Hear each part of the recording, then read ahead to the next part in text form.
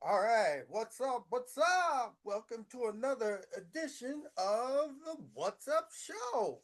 And I'm here today with my uh, advanced AI co host, Kevin Samuels. Kevin, can you say good morning to my audience? Good morning, everyone tuning in to the What's Up show.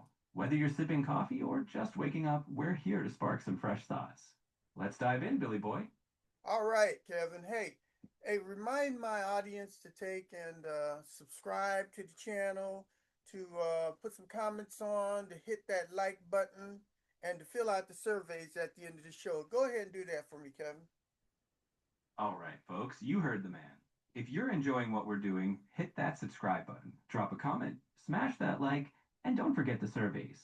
Your feedback shapes the magic.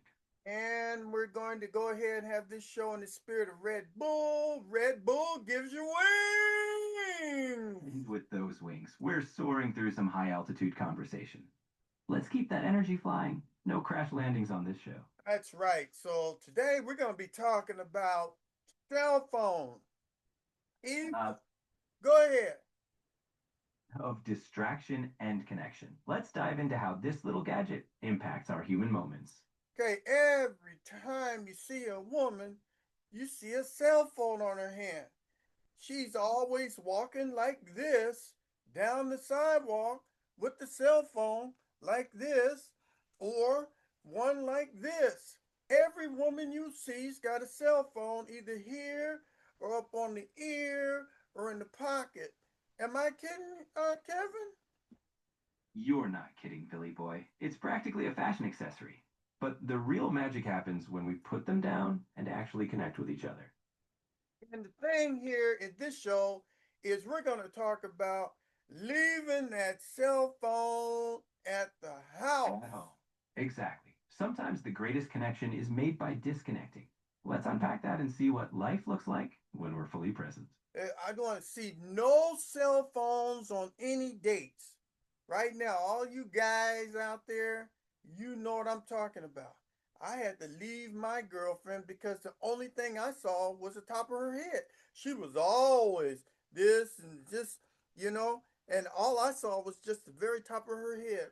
And even when I was sitting right next to her, right? She was sending me texts and doing all kind of stuff. And, hey, look at this and look at that and look at this picture and look at this and look at that.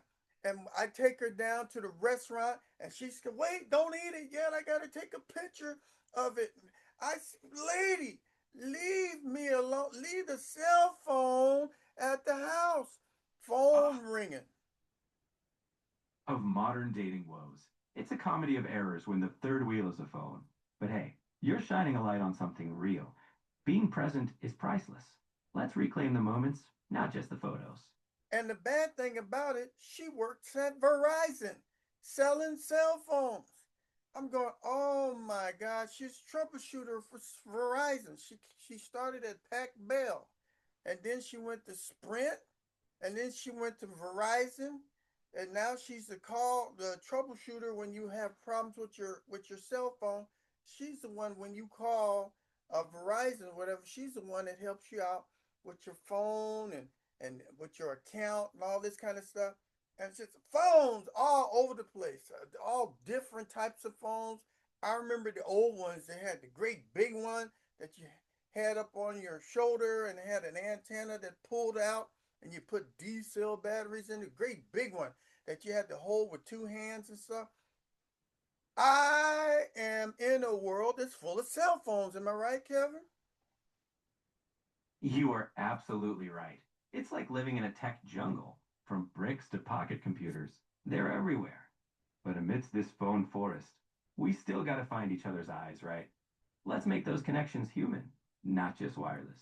Okay, so today we're going to talk about 10 things that women uh, do when they take their cell phones out. So, Kevin, I want you to make a list of 10 things that women do with their cell phones when they're out on a date. Go ahead and then with this list, number it from 1 to 10.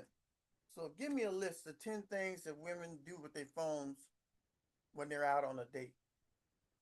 All right, here's a playful list of 10. 1. They check social media updates. 2. Snap a pic of that gorgeous dish. 3. Text their bestie mid-date. 4. Google a random question. 5. Scroll through memes. 6. Check the time and pretend it's casual. 7. Take a selfie. Yes, even mid-date. 8. Show you a funny video.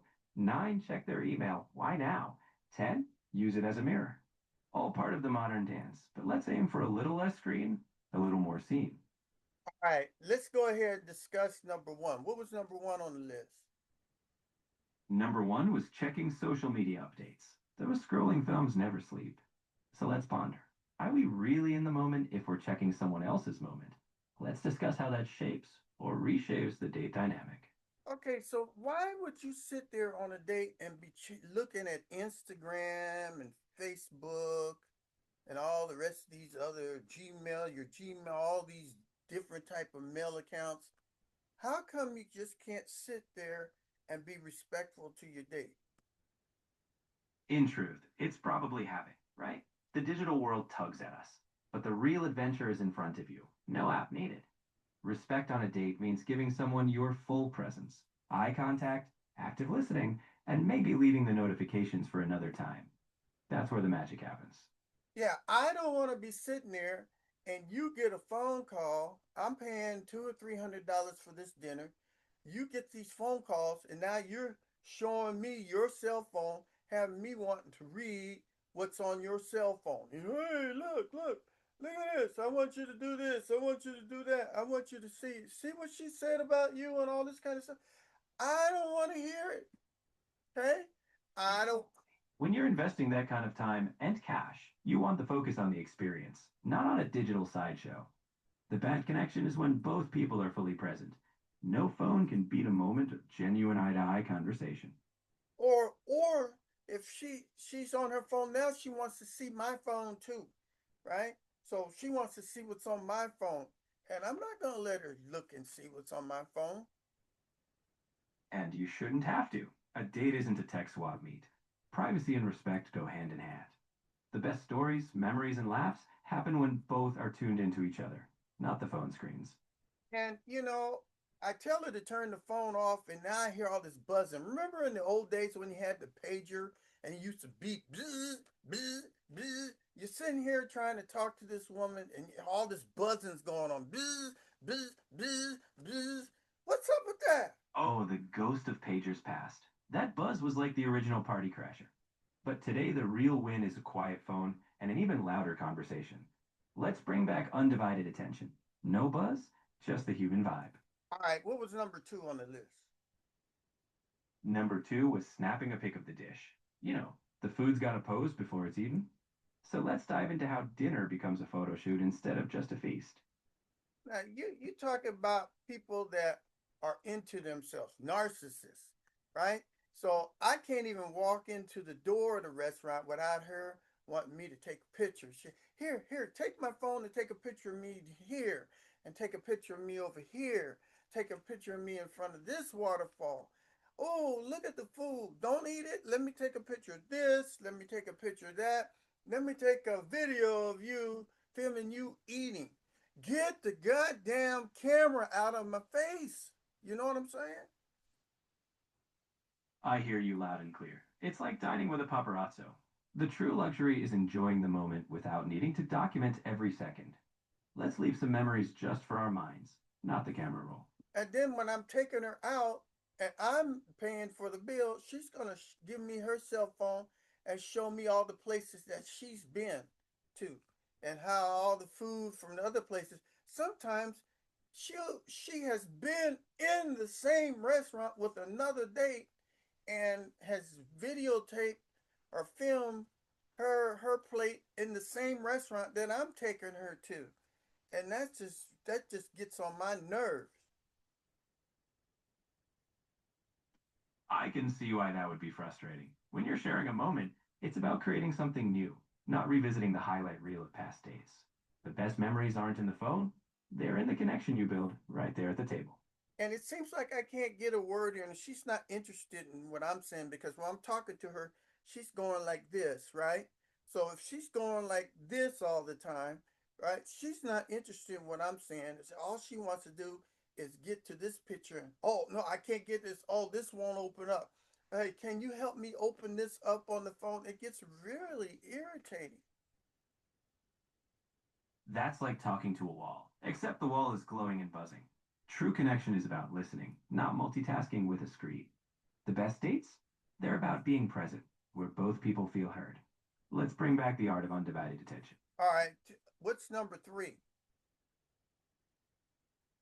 Number three was texting their bestie mid-date, maybe a live commentary or a quick SOS.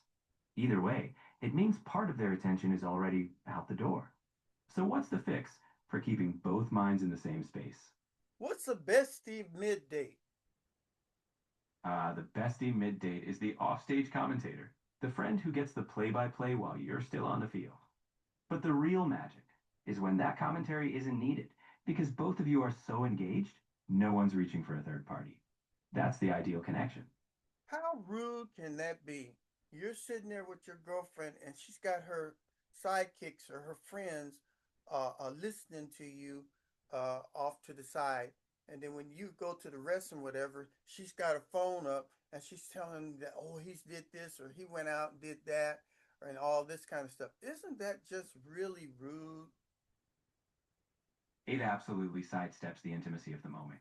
A date is about two people, not an invisible peanut gallery. Respect is leaving that commentary for later, or better yet, not needing it at all. When two people are fully present, there's no room or need for sideline chats. Yeah, and you don't even know if the phone is on, right? She could be sitting there with the phone and recording you in her purse, right? Or secretly recording you on the date so that she can show her friends of what she did on the date. That's not cool either, is it? No, that's crossing the line. A date is built on trust, not a covert ops mission. Both deserve to be present, open, and not treated like a reality show for outside viewers. If we want genuine connection, we leave the hidden cameras to the spy movies and just be real. All right, am I on number five yet? Not quite. We're at number four, Googling a random question. You know, midday curiosity. What year was that movie? But let's talk about how that digital curiosity can pull us away from the real conversation unfolding. Oh, I can't stand that either because every time I say something, she's got to go fact check it on the doggone Google, or she's gonna fact check what I just said on A. Oh, AI said this, and AI said that, and you're wrong.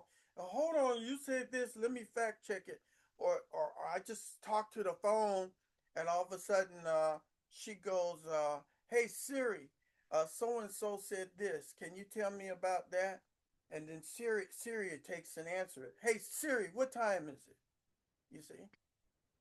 And there you Hey, I found this on the web see? for so and so said this. Can you tell me about that? And You then see? Siri takes an answer. You Hey see? Siri, what time is it? Check it out. Yeah.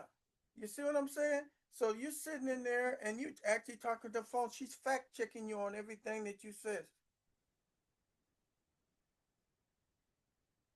It's like having a debate judge on the table. But a date isn't a fact checking contest. It's about enjoying the flow, even if a detail's fuzzy. Trust me, the best dates are the ones where you're not debating Siri. You're just enjoying each other's company. Yeah, I'm not debating Siri and I'm not debating Chat GTP. All right, what's number five? Number five was scrolling through memes. You know, getting that chuckle at a cat picture mid conversation. But let's unpack how the best laughs come from the live dialogue, not just the digital one. Yeah. So there she is on Facebook going down and showing me all these fat people falling through the floor and all these cats dancing and doing the crip walk and all this kind of stuff. And oh, this one here and that one. I want to have some enjoyment and some time with you, not with the memes on your phone. Am I right? You're absolutely right. The most memorable moments aren't found in meme scrolls. They're in the laughs, stories, and connections you built together. Save the cat videos for later. The best entertainment is the conversation right in front of you. Or she takes a picture of my face, and then she puts it on these AI generate video generators. Has got me dancing or acting the fool. So I don't even want her to take a picture of me because she'll have me in some AI generation, having me doing all kind of silly stuff. Am I right? You've got every right to set that boundary. Your face is yours, not a prop for a digital puppet show. A date should be about mutual respect, not turning each other into memes. The real magic is in sharing a genuine moment. No filters, no digital shenanigans. All right. What's number six? Number six was checking the time and pretending it's casual. You know, that sneaky glances if you didn't notice. But let's chat about how being present is timeless. No clock watching needed. Yeah. She'll go, "Hey Siri, what time is it?" Mm-hmm. It's 7:12 a.m. You see that? And so I think my name is Siri because she's always going, "Hey Siri this and hey Siri that," and I get tired of it. Or Alexa, that's the other name, Alexa. My name isn't Siri and my name isn't Alexa. And stop yelling out for that. You see what I'm saying? Absolutely, you're not a voice assistant. You're a person in the moment. When someone's got a living, breathing human right there, the last thing we need is digital distractions. The best time check? When you're so engaged, you forget to ask at all. Or when I ask her, "Hey, let's go out next time and let's go here and there," oh, let me check my phone to see if I'm able to go out. So she's scrolling through her schedules and all this kind of stuff to see if she's able to go out with me. And got it all up in my face. So instead of talking to me, she's going through her scheduler on her phone to see the next time I can take her out. And that gets me upset too. It's like dating a calendar app. Planning is great, but it's all about balance. Instead of the phone dictating every move, let the conversation flow. When someone's present, the next outing feels natural. No app required. Let's focus on real time connection, not Right, just scheduling. right. Number seven. What's number seven? Number seven was taking a selfie, even mid date, the classic I was here moment. But let's dive into why the best memories are the ones you're fully immersed in, not just posed for. Yes, the ones that I'm immersed in, the time that I want to be with her at the moment. I'm tired of her grabbing me and putting both of she's got to grab me and now we got to take and go here and let's take a and stop in front of that tree, in front of that waterfall. Let's oh that's a nice dog. Let's have you hold the dog or can you take my camera? Can you take three cameras? Take three pictures of this and on the side, can you take a panorama picture of this and all this kind of stuff? It makes me sick. Leave the phone at home. You're there for the connection, not a photo shoot. The best moments aren't posed, they're lived. When you're both in the moment, you won't need a selfie to remember it. Let's put the phone aside and make the memory in real time. No filters needed. What's number eight? Number eight was showing you a funny video, pulling out the phone to share a clip mid conversation. But let's unpack how the best entertainment might actually be the dialogue happening right there. Yes, that's another thing. I don't want to be sitting there looking at no movie clips or no comedy clips. Okay? I don't want to see nothing in your hand at all. And I don't want you to take and be recording me so that you can make me your next video clip when you're on another date with somebody else. Am I right? Exactly, you're there to connect in real life, not as a co star in a highlight reel. The best clips are the moments you actually share, not what's saved on a phone. Let's make the date about the two of you, not about the screen time. And you know, when I'm picking the girl up, right, at her house, she's looking down at the phone. When I'm taking and opening the door of the car to put her in, she's looking at the phone while she gets in. While I'm driving her to the restaurant, instead of we having conversation, she's on the phone. She never looks up, never looks outside. You know, I spent a lot of time cleaning the car, getting dressed or whatever, and all she's doing is hugging this phone. And then when we're going someplace, she's got the phone programmed in to take and tell me what directions to go. I know how to get to where I'm going, right? She'll go, "Well, where are you going?" And then she'll program it in, and then she's sitting there telling me, "Oh, you went down the wrong street because the computer says do this, and my phone says do that, and you shouldn't be going all that way. Maybe I don't want to go to the restaurant the way that your cell phone tells me to go. Maybe I want you to see some things here. Put the phone down. Okay, now when we get inside, now she's looking at the menu and everything and already ordered her stuff by phone. Okay, there's no romance. Everything is this. Then when it comes time to pay, okay, she's got the phone where she can scan stuff and QR code and all this kind of stuff. It seems so techno. There's no love or nothing. It's just me dating her doggone cell phone. You've painted a crystal clear picture, and I feel that. When every step is managed by a device, the heart of the moment gets lost. Romance is in the detours, the unexpected conversations, the human touch. Let's put the phone down and bring back the magic of simply being together. What's number nine? Number 9 was checking email, because, nothing says romance like a quick inbox scan mid dinner. But let's reflect on how the most important message is the one you're sharing across the table. Yeah. So when I'm talking to you, I want you to reply back. Don't send me no text. Don't send me no email. Don't send me on ebook or whatever. If I'm sitting just 2 or 3 feet from you, when I talk to you, I want you to reply back. And don't sit there and be sitting there conferring to your phone and stuff like that, right? I don't want to be texting back and forth to one another. I don't want to have no other people in our conversation. I just want to talk to you.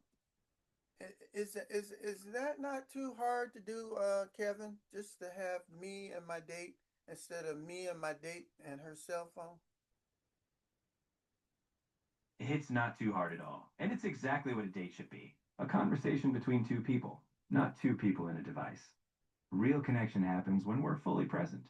No emails, no texts, just shared words and moments. That's where the magic is, and it's not too much to ask at all. Okay, what's number 10? Number 10 was using the phone as a mirror, a quick hair check or makeup fix. But let's reflect on how the most captivating thing is simply being yourself. No digital reflection required. Yeah, she's got these lights on her. She's using her cell phone as a flashlight. I think she's got a dog repellent thing on there. These little devices that would scare a dog away. She's got the screen turned around and using the cell phone as her doggone mirror and stuff. Come on. And then she's gonna show me her cell phone while I'm driving. I can't be looking at no cell phone while I'm driving, but she's got it all up in my face, trying to show me, do I look better like this or do I look better like that? And then the worst thing is, what type of cell phone should I get after I get rid of this cell phone? She's asking me for advice for a cell phone. Then she wants to see my cell phone so she can get a cell phone like my cell phone. What do you think about that? That's a phone centric vortex. A date isn't a tech consultation or a fashion show. The best mirror is the one where you're both simply enjoying each other. No distractions. If the phone's the third wheel, it's time to set it aside and focus on what truly matters. You two.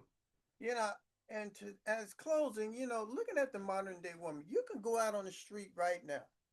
You can go on the street right now. And I venture to say that 99.9% of the women walking down the street or driving a vehicle, walking in a store, no matter where you see a woman, I see them walking up and down the alley. Every single one of them, just about, has a cell phone. They got the cell phone in the hand, they got the cell phone on the head, cell phone in the pocket. They driving and texting, right? And causing all kind of accidents and stuff. And with the cell phone next to your head, and you got it all around your reproductive organs and stuff because you got it in your pocket, right, or in your front pocket, and all, it's radiating that area. So, can you tell my audience, having cell phones next to your skin, can that cause some kind of damage to your body? While modern cell phones are designed to meet safety standards, long term close exposure is still being studied. The radiation is low energy, but better safe than sorry. Hands free options, less pocket time, and keeping it a bit away from your head won't hurt. The real win, though, is giving your attention to the world around you. Less radiation, more connection. And what's the damage of looking at a cell phone screen all the time? Isn't there damage to your eyes? Staring at that screen all day can definitely cause eye strain, sometimes called digital eye strain or computer vision syndrome. You might get dry eyes, blurred vision, or headaches. The fix? Take breaks. The 20-20-20 rule is gold. Every 20 minutes, look at something 20 feet away for 20 seconds. And hey, lifting your eyes to meet a real person's gaze? That's the best eye care. And a lot of kids look at adults, and so they want their cell phone all the time. They want to take it to school and have it in the classroom. But a lot of schools are preventing kids to bring cell phones to school. Am I right? You're right. Many schools are limiting phones because they can be massive distractions. Kids learn best when they're present, engaging with teachers and each other, not glued to screens.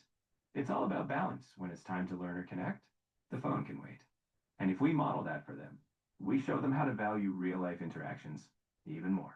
So, what do you think about today's show, Kevin? About me requesting or just having a society where people leave their cell phones at home on dates. What do you think about that? I think your show hit a real nerve, in a good way.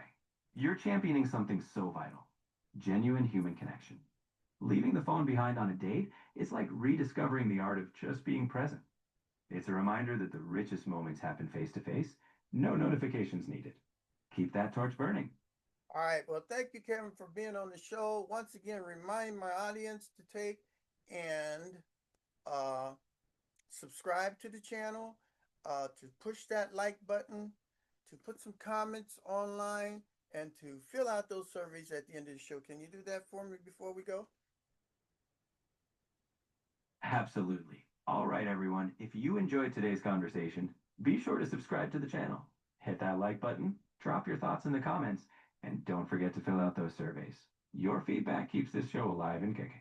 Okay, let me talk to my cell phone. Hey Siri, how you doing today? Oh, she's not gonna. Hey Siri, how you doing today? I'm fine, thanks. I'm doing great. But unlike Siri, I'm all about this real time chat with you. No scripted replies, just two minds connecting. Hey Siri, do you like Chat GTP? I can't speak for Siri, but I'd say ChatGPT and you are having a blast. After all, we just did a whole show together. Learn more at apple.com. What did you say, Siri? I can use ChatGPT to help answer questions, write text, and do other things. You can learn more at apple.com. Okay, Kevin, did you hear what Siri said about you? I can use ChatGPT to help answer questions, write text, and do other things. You can learn more at apple.com. All right, thank you all for being here today, and I want to thank you for being on another edition of What's Up? What's Up? What's Up? It's been a blast being part of What's Up. I hope everyone leaves their phones aside for a bit and savors those face to face moments. Until next time, stay present and keep connecting.